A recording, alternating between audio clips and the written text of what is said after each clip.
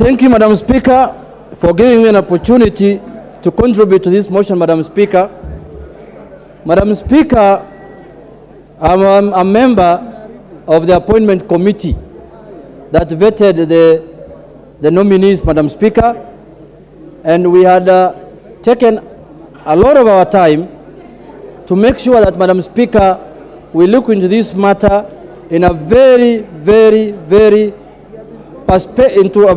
good perspective, Madam Speaker.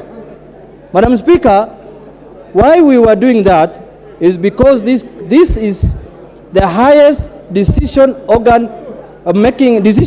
organ of the country, Madam Speaker, the Cabinet of the Republic of Kenya. Madam Speaker, if I may give my views on what was presented before the committee, Madam Speaker, and in accordance with the report that we have made as a committee, Madam Speaker. Madam Speaker, the Constitution is very clear. The Constitution says that this country, when appointments are made, we must look into issues of regional balance, we must look into ethnic balance, and we must look into issues that can bring cohesion in this country, Madam Speaker. Madam Speaker, if you look at this appointment of these ministers, Madam Speaker, we have a cabinet now consisting of 24 members, Madam Speaker. 24 members. And if you look at the composition of this cabinet, Madam Speaker, of these 24, the region where the president comes from, Madam Speaker, 4 ministers come from there. Including the president, there are 5 in the cabinet. The region where the deputy president comes from have 8 ministers, Madam Speaker. Including him, there are 9. If you put 9 plus 5, there are 14. And the total number is 24. All the other parts of the country has only 10 cabinet ministers, Madam Speaker, ambayo wametupiwa kama kuku na tupiwa mahindi, Madam Speaker. Madam Speaker, this is when will a Turkana be a minister in this country? When will Borana be a minister in this country, Madam Speaker? When will a Korea be a minister in this country, Madam Speaker? If every election, year in and a Pokot, year in, year out, we have the president's region having 5 ministers, the deputy president ministers having 9 ministers, out on 24 ministers, you have 14, the other part of the country are 10. Madam Speaker, if that is not unfair, what do you call unfairness, Madam Speaker? This must stop, Madam Speaker. This is unconstitutional, Madam Speaker. This is an affront to the constitution of this country, Madam Speaker. That is why the constitution speaks to the issue of regional balance, ethnic balance, and cohesion of this country, Madam Speaker. First, Madam Speaker, on that note, this appointment lacks the constitutional merit that it requires for it to govern this country, Madam Speaker. Secondly, Madam Speaker, we have vetted the members. Some of them are distinguished, outstanding members, Madam Speaker, and I agree with the committee that some of them merit to be cabinet ministers, and they have qualified and passed the standards that we were looking for as a committee. But a few of them, Madam Speaker, as we have noted in our minority report, are substandard, Madam Speaker.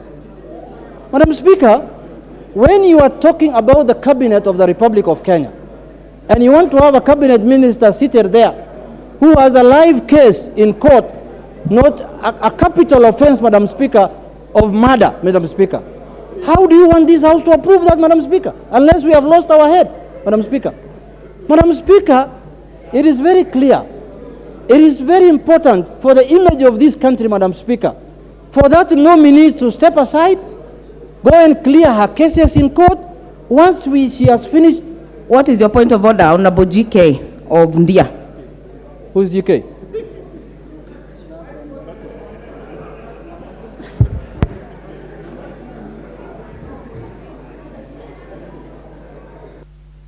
Clerk, please give Honorable George Karaoke the microphone.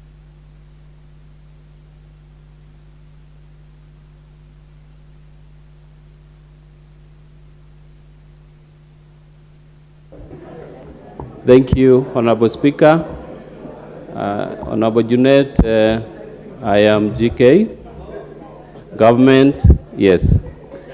And Honorable Speaker, my point of order is in regard to something he has said, that Atukana has never been a cabinet secretary in this country.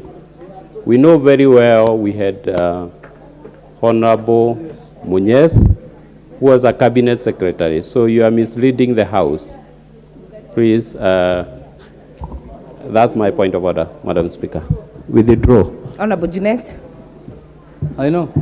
Madam Speaker, I agree with the Honorable GK, the government of Kenya, that he thinks this 21 or 24 we are passing now has a Turkana in the...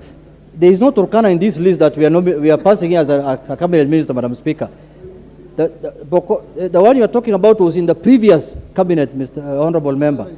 Now we are discussing new nominees, new appointment, Madam Speaker, under the new government of Kenya, under the leadership of President William Ruto, Madam Speaker. Madam Speaker,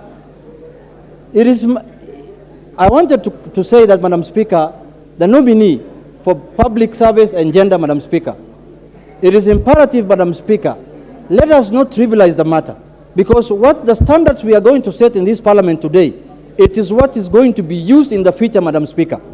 If we approve a nominee today who has a case in court, who has a live case in court, Madam Speaker, of murder case, a capital offense, Madam Speaker, tomorrow anybody can be brought to this house with any kind of cases, Madam Speaker, and passed, because you will have set the standard that one time the Parliament of the Republic of Kenya passed a nominee with a murder case, Madam Speaker. And I'm not judging anyone. We cannot say she is guilty of the offense or she is not guilty of the offense. That is the courts to decide, not us, Madam Speaker. We need to let the court do their work, let the court judge her, acquit her, or convict her, Madam Speaker. Then from there, we can make a decision as a House, Madam Speaker, whether that person is fit to hold the office of a cabinet secretary, Madam Speaker. Madam Speaker, look at the world democracy, Madam Speaker. Look at developed countries, Madam Speaker. Look at the democracies that we borrow from, Madam Speaker.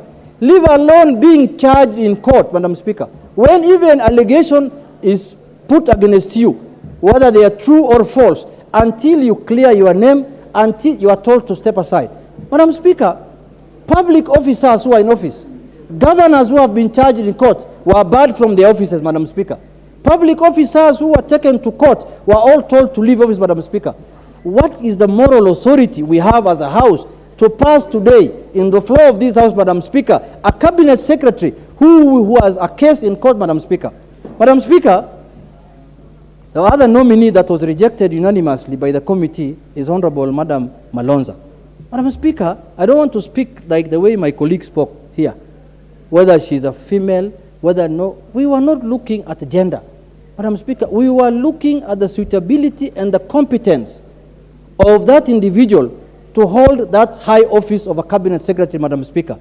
And if, in the eyes of the committee felt that the person did not stand up to the requirement of that office, Madam Speaker. What is out of order, Honorable Makali Mulu?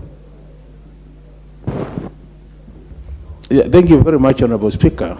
Honorable Speaker, I didn't want to disturb my colleague and friend, Honorable Junet, but I think when he says that they were not looking at gender, that is unconstitutional.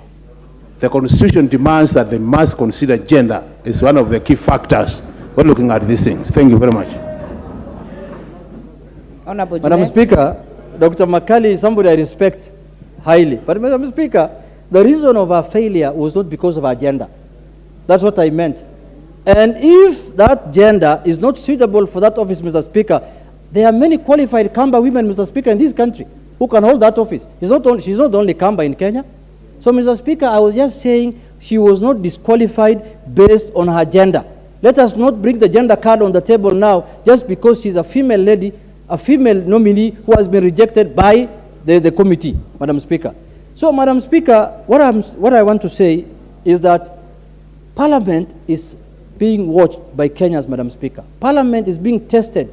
This country, this Parliament has a destiny with the people of Kenya, Madam Speaker, on the approval of these nominees. Kenyans want to know whether we are a conveyor belt. Kenyans want to know whether we are a rubber stamp, Madam Speaker, for the executive. We must stand up and tell the executive they are wrong when they are wrong.